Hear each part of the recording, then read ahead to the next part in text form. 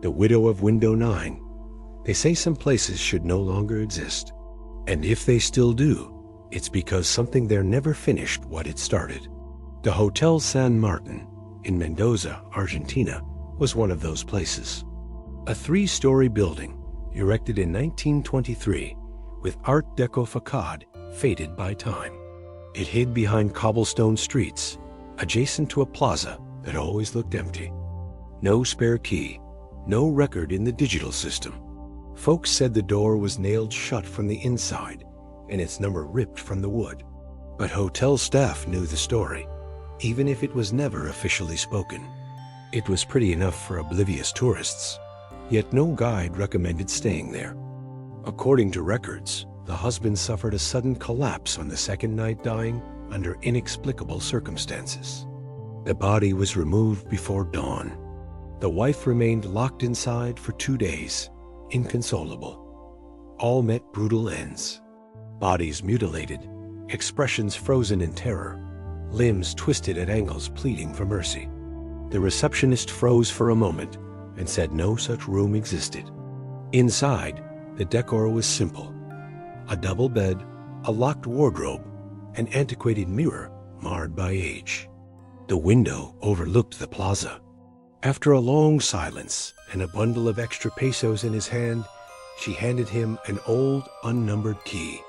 "At your own risk," she said, avoiding his gaze. No presence. Just the pencil scratching on paper and the clock ticking on the wall. In every case, the door was locked from the inside. No sign of forced entry, no marks on the outside. And the mirror behind him showed his image with a barely noticeable delay. The window, previously offering a view of the plaza, now revealed a different street, different houses, lamp posts, sky.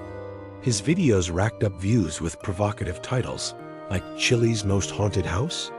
He started filling it in, chuckling, laughing at the legend, at the oppressive atmosphere, at his own bravado. "I slept there and all I got was a backache," or "tried summoning a demon and only got a cold." He scoffed at belief. He laughed at the notion that anything invisible could harm you. They say she wrote letters with no addressee and mimicked her husband's gestures in the mirror until, on the 3rd night, she was found hanged in the center of the room. Her eyes remained open, her face expressionless, and all the letters she'd written had vanished. No agency ever listed it. Still, it remained open, operating in silence. On the 3rd floor, room number 9 was never offered to guests. In the 1970s, that room became home to a newlywed couple on their honeymoon. Since then, no one slept there. But the room didn't stay empty. It waited. Over the years, administrators tried to debunk the legend and reuse it. Unwitting tourists, backpackers, students. That was the story that drew journalist Santiago Galvez in. A skeptic and author known for debunking urban legends, Santiago made his name by staying in cursed places, exposing myths, and sharing his experiences like jokes. He arrived at the Hotel San Martín without a reservation. He demanded curtly and sarcastically the widow's room. Room 9 lay at the end of a corridor where the lights never seemed to reach. Its warm door bore empty holes where the number once was. Santiago set up his cameras, checked cables, and opened a crossword pad. For the first 2 hours, nothing happened. No equipment glitches. But at 2:17 a.m., he began to fill in the simplest clues incorrectly. His handwriting shook. The lines on the paper seemed to shift. He stood abruptly and approached the window. He blinked, and the street snapped back to its original appearance. Then he caught it in the window's reflection. A grieving woman standing behind him. No face, just mourning. He spun around, but the room was empty. The chair he'd been sitting in rocked gently, like something had rocked it seconds before. He tried to dismiss it as fatigue and illusion of the mind, but instinct had already awakened. The room's stillness was too thick to be merely silence. He returned to the desk to continue the crossword, but the paper was wrong. Clues had changed on their own where once read Summer Constellation, now appeared Corpse Less Funeral. But he couldn't ignore the sounds from the locked wardrobe's slow, deliberate taps, like breathing within. He watched in the mirror's corner as it spun slightly on its hook. Direct sight showed nothing. Black liquid began seeping from the walls, a dripping stain that resembled hands pressing out from within. And his answers blurred, as if water had touched the pad, though the paper was bone dry. At 3:11 the clock's hands stalled. The room's temperature plummeted without a breeze. In its place, a solid wall sprawled across the hallway, as if the room itself had swallowed the building. She simply stood there, dead-eyed, her mourning dress soaked in an unnamable fluid. And always, she held the same thin scalpel. Just a stained wooden chair, and on it, a broken string of pearls arranged in a spiral. The scent of formaldehyde permeated the air. When he shut the doors, footsteps tapped above him on the floorboards. The cameras flickered, and then she appeared, standing in the center of the room, always there, as though never gone. The monitor displayed inverted footage, interspersed with flashes of the same room but older, wallpaper shredded, flowers wilted, a body hanging from the ceiling. Yet her form throbbed, seething with an undead vitality. His body resisted movement. He couldn't breathe. His eyes widened and hemorrhaged red from their corners.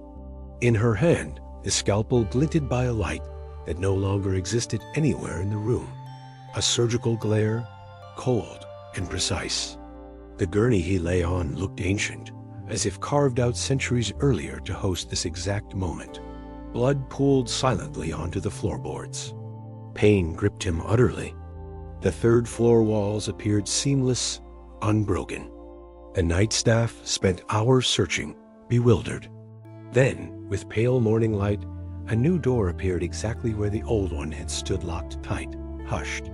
And it continued, skin peeled in clean strips, nails removed, fingers severed, each slice an offering, each shard a memory.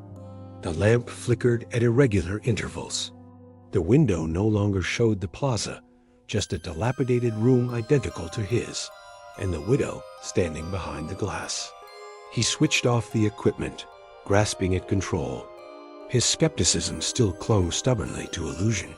He didn't open it, though the door had been unlocked that morning, padlocked now. Inside, no clothing remained. The ceiling creaked, as if something crawled between the beams. By the next night, Santiago hadn't slept at all. His eyes sunk deep and his hands shook. She didn't speak. She didn't scream. On the third night, Santiago tried to leave. The door handle refused to budge even with force. The corridor beyond had vanished. Across his open chest, dry blood spelled out, he scoffed. He pounded on it, screamed for help, but no sound escaped. His fists struck mute wood. His cries echoed inside, yet never reached beyond. Then the lights died. Complete darkness. He felt something approach, not by sound, but by an oppressive displacement of air. It was as though the atmosphere itself was being sucked toward a growing presence. The widow glided forward. Her feet hovered, yet the floorboards creaked under her weight. Unblinking, breathless, Santiago collapsed to his knees, not in prayer, but from breakdown. The widow advanced, binding his limbs with leather straps that emerged from the floor itself, aged, stained, as though soaked in history. Her first incision carved into his abdomen, unhurried, meticulous. No one in the building heard his screams. By dawn, room number 9 had vanished from the corridor. They entered to find Santiago, or what remained of him. His body was mutilated with grim precision, gouged out eyes, a flayed face, spiral-stitched tongue. Outside the window, on the plaza beyond, a mourning figure lingered watching,